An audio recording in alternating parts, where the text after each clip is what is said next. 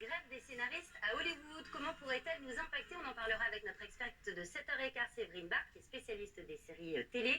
Et puis à 8h15, un témoignage fort, celui de cette journaliste russe qui avait brandi une pancarte anti-guerre à la télévision d'État.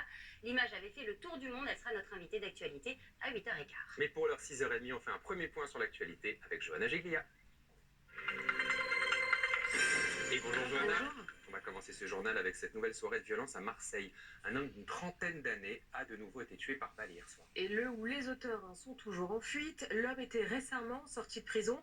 Depuis le début de l'année, 18 personnes sont mortes par homicide dans la ville. Eugénie Meyer. La victime, un homme de 32 ans, a été visé dans sa voiture, garée devant cette épicerie du 13e arrondissement de Marseille. Touché par balle, il est décédé juste après l'arrivée des secours.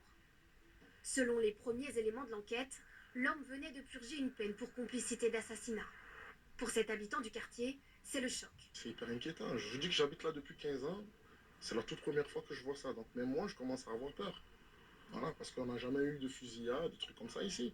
Depuis le début de l'année à Marseille, 18 personnes sont mortes par homicide dans des règlements de compte.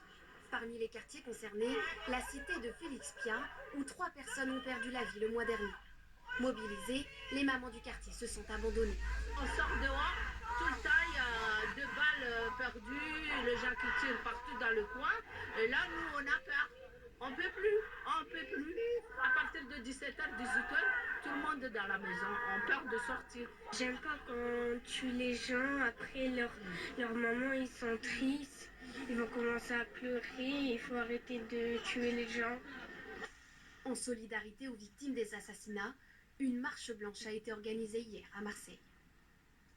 Le président de la République se rend ce matin à Saintes, en Charente-Maritime, accompagné du ministre de l'Éducation nationale et celui du Travail. C'est un déplacement pour dévoiler des changements pour le lycée professionnel. Les opposants à la réforme de la retraite seront eux aussi au rendez-vous. Jordan Klein. Le cortège présidentiel est attendu de pied ferme devant cet établissement. Les syndicats comptent bien être écoutés sur la réforme du lycée professionnel qui promet une adéquation entre formation et besoins des entreprises, ce que contestent ces enseignants. On détruit l'école publique. On en fait un centre de formation pour la main-d'œuvre, pour les entreprises finalement, du point pour le patronat local. C'est le 5e déplacement d'Emmanuel Macron en région après le passage en force de la réforme des retraites.